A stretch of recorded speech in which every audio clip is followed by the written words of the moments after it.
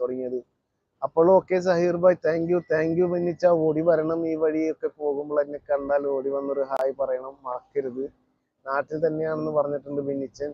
ബിച്ചു സുഹൃത്തിനെ വിളിക്കുന്നുണ്ട് നമ്മുടെ ബെന്നിച്ചൻ കേട്ടോ. ബിച്ചുസെ വിളിക്കുന്നുണ്ട്. നിങ്ങൾ മുന്നേ പരിചയമുണ്ടോ ഇല്ലേ എനിക്കറിയില്ല, പക്ഷെ ഇന്നാണ് ഞാൻ പരിചയപ്പെടുന്നതൊക്കെ. എങ്കിലും ഇനി അങ്ങോട്ടുള്ള കാലത്തിൽ നമ്മളോടൊപ്പം കൂടെ ചേരുമെന്ന് പ്രതീക്ഷിക്കുന്നു നിങ്ങളെല്ലാവരും. ആ ഒരു പ്രതീക്ഷ തന്നെയാണ്. നിങ്ങളോടുള്ള ഓരോ സ്നേഹം എനിക്ക് ചേർത്ത് വെക്കാൻ പറ്റുന്നത്. 13 വർഷമായി ബിച്ചുവിന്റെ കഷ്ടപ്പാട് തുടങ്ങിയിട്ട്. ആണോ? അപ്പോ ബിച്ചും ബെന്നൊക്കെ മുന്നേ അറിയുന്നവരാണല്ലേ? ഞാൻ ആദ്യമായിട്ടാണ് ബിച്ചുവിനെ കാണുന്നത് കേട്ടോ.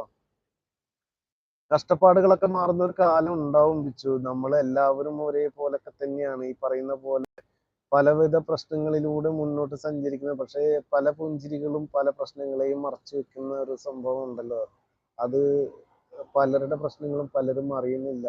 പുഞ്ചിരിക്കുന്ന മുഖങ്ങളിലെല്ലാം പ്രശ്നങ്ങളില്ല എന്ന് നമുക്ക് കരുതാൻ പറ്റില്ല. വിഷമിക്കുന്നവരിലും എല്ലാവർക്കും വിഷമം എന്നും കാണാനും പറ്റില്ല. ഞാനിപ്പോഴാണ് ബിച്ചുവിനെ കാണുന്നത്. ആണോ? അപ്പൊ ഞാൻ ഇങ്ങനെ ഈ പറഞ്ഞ 13 വർഷമായി ബിച്ചുവിന്റെ കഷ്ടപ്പാട് തുടങ്ങിയിട്ട് എന്നൊക്കെ പറഞ്ഞു കണ്ടപ്പോ മുന്നേ അറിയുന്ന കുറച്ച് സുഹൃത്തുക്കളിൽ ഒരു ആളായിരിക്കും ബിച്ചുവും ബെന്നും എന്ന് വിചാരിച്ചു പോയി. ബെന്നും ബിച്ചു, അതൊരു പ്രാസം കിട്ടുന്ന പേര് അല്ലെ, ബെന്നും ബിച്ചു. അതിങ്ങനെ പറഞ്ഞപ്പോഴാണ് അത് മനസ്സിലായി. ബെൻചേട്ടാ കഴിച്ചു എന്ന് ചോദിക്കുന്നുണ്ട് നമ്മുടെ ഫ്രിഡ്ജിന് കേട്ടോ.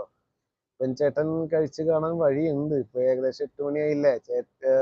ബെൻചേട്ടന്റെ ഫാമിലി ഒക്കെ അവിടെ തന്നെ ഉള്ളത് കൊണ്ട് ഞാൻ ഇങ്ങനെയാണ്. തീർച്ചയായിട്ടും അങ്ങനെയാണ് വേണ്ടത്. നമ്മൾക്കൊരു അപരിചിതത്വം മറ്റുള്ളവരിൽ എത്തിക്കാൻ പാടില്ല. നമ്മൾ അറിയുന്നവരായിട്ട് തന്നെ, അറിഞ്ഞാലും അറിഞ്ഞില്ലെങ്കിലും അറിയുന്നവരായി തന്നെ നമ്മളെ കൂടെ കൂടുക. അങ്ങനെ അതിനാണ് ഒരു സന്തോഷം.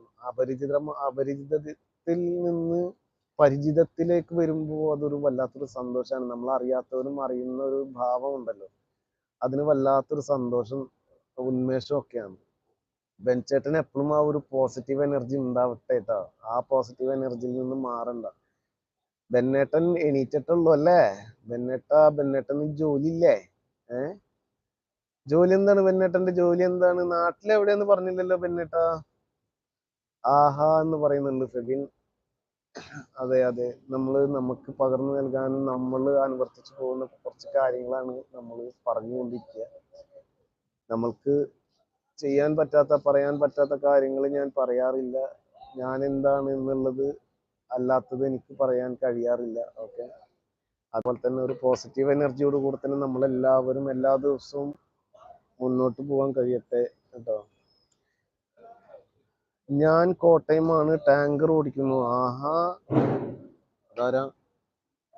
ടാങ്കറാണോ ഓടിക്കുന്നത്? അപ്പോ ചെറിയ പുള്ളിയല്ലല്ലോ, വലിയ പുള്ളിയാണല്ലോ. എന്തായാലും എപ്പോഴും ശ്രദ്ധയോടെ തന്നെ, നല്ല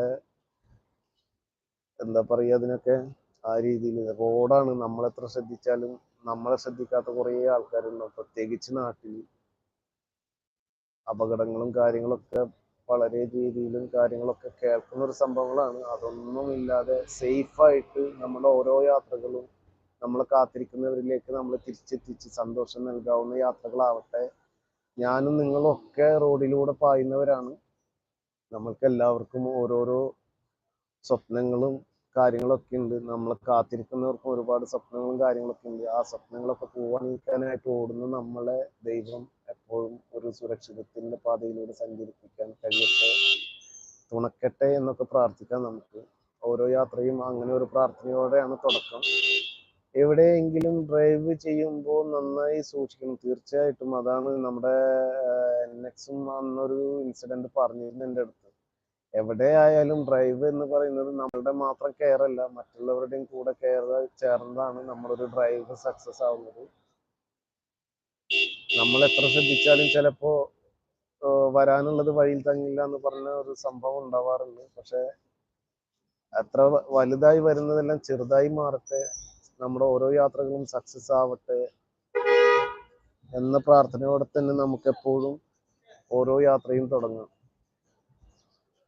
അല്ലേ ബെന്നിച്ചേട്ടൻ പോവാനായി എന്ന് തോന്നുന്നു.